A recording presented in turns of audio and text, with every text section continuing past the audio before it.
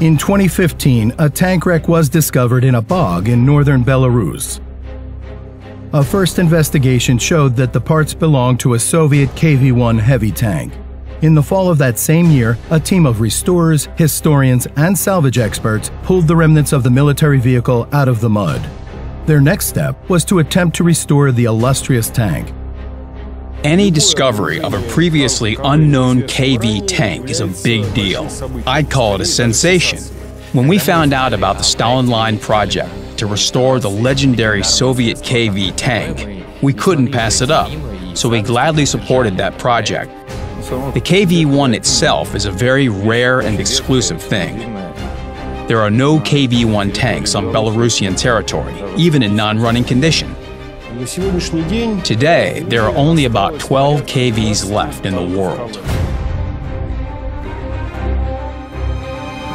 This tank appeared to be really unique. When the restorers cleared off the mud from the turret, they were pleasantly surprised.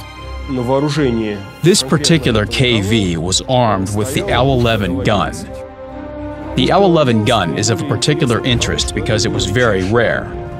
Only 141 KV tanks were equipped with it. The serial number of the combat vehicle was readable. This was a great piece of luck for the historians.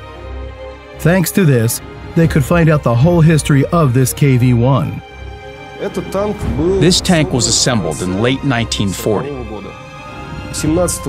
On December 17, 1940, this tank, as a part of a batch of 7 KV tanks, was sent to the 2nd Saratov Tank School for crew training. Then, as you know, World War II started for the USSR in June 1941. Every tank was needed at the front. So, the 7 KVs of that batch were assigned to reinforce the 13th Tank Division of the 5th Mechanized Corps on July 8, 1941.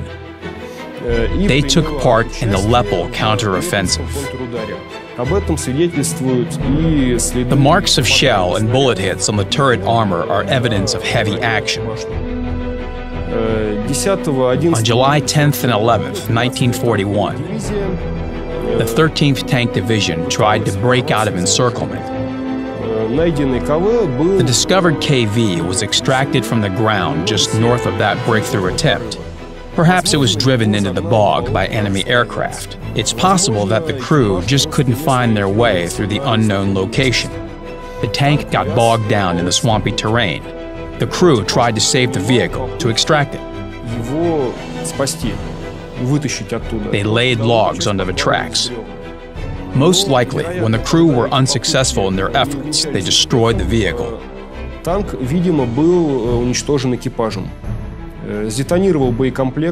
Its ammo rack exploded, so the armor plate joints came apart. You can clearly see this on the recovered turret itself. Only the turret and part of the running gear remained. The hull never was discovered. An ISU-152 assault gun was taken as the basis for restoration. The restorers had to solve many unusual tasks to get it in running order. The KV and IS chassis are different. First of all, their running gears are different, and secondly, their width is not the same. So we had to cut off the whole upper part of the ISU-152. We cut off the fighting and engine compartments, leaving just the steel bathtub. But the front plate, the nose of the KV-1, it should be made at the same angle, 70 degrees for the front armor and 30 degrees for the driver's part of armor. But no matter how we tried to make the upper armor plate fit, we couldn't do it. So we had to cut off the front part completely, and it is 90 millimeters thick. Imagine what it was like to cut off those 90 millimeters of steel with an angle grinder. The diameter of the angle grinder disc is 230 millimeters, so it was a bit scary to do it. There are very many parts missing. Only the turret is more or less complete at the moment. For example, the hatch was given to us by colleagues in Russia.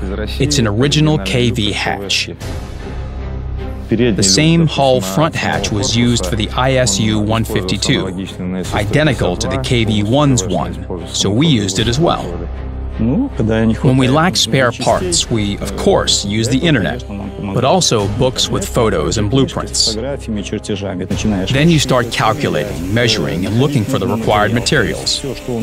I mean, for everything you can find here on the Stalin line, every available piece. Little piece of metal from any other vehicle, if you take a good look at it, you can find a suitable detail. But, of course, it depends how your hands and imagination work. If you turn on your imagination a bit, you can do anything you want. Корма у самоходки Су-152 отличается от кормы. The rear of the ISU-152 is different from the rear of the KV. It was angled here, so to make it resemble the KV, we used... You can't bend a 30mm steel sheet, 70 centimeters in diameter. So we found a gas pipe, cut it apart, welded it in, and got the required result, as it was on the KV-1. Варили, и получилось именно так, как вот на КВ. The restorers completely remade the running gear to make it resemble the KV-1 running gear. They adapted the ISU hull to the turret found in the bog. A lot of previously missing armor components were made anew. Also, a new engine was installed. It took more than half a year to restore the vehicle. And not just to restore its exterior, but also get it running. The KV is an iconic vehicle of Soviet tank building, and the restoration of this legendary vehicle is dedicated to the 75th anniversary of Zinovy Kalabanov's heroic stand. On August 19, 1941, 5 KV tanks under the command of Lieutenant Zinovy Kalabanov destroyed 42 German tanks near the Voiskovitsy settlement in the Galchinsky district of the Leningrad region. Kalabanov's crew personally destroyed 22 tanks. Kalabanov was in command of one of the best tanks in 1941, the KV-1.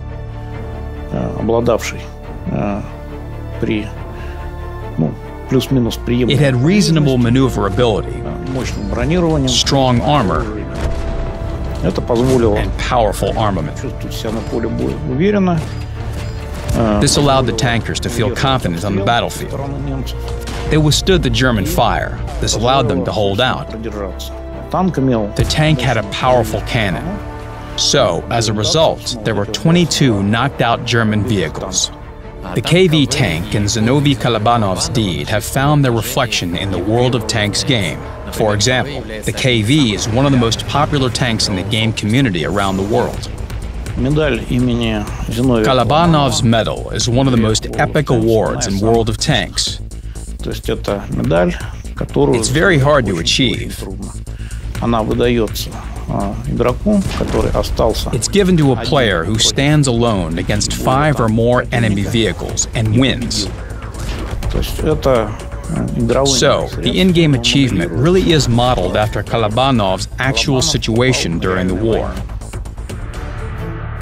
A total of just more than 3,000 Kliment-Voroshilov tanks were built. All these vehicles contributed greatly to the victory. The KV tank was a very menacing threat to the Germans at the beginning of the war.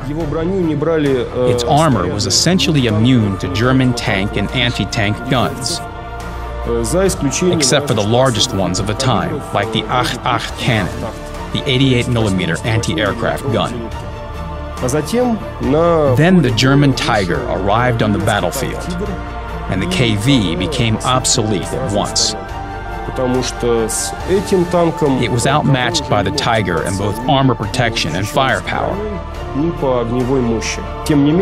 Nevertheless, the KVs took part in combat until the end of the war. The last time the KV-1 tanks were used in large numbers was in 1944, during the Mannerheim Line breakthrough in Karelia, the same place where the KVs of the initial batch once had their first trial by fire. This was the last milestone in the combat use of the KV tanks. In the future, the restored KV tank will take part in the historical reenactments on the Stalin line.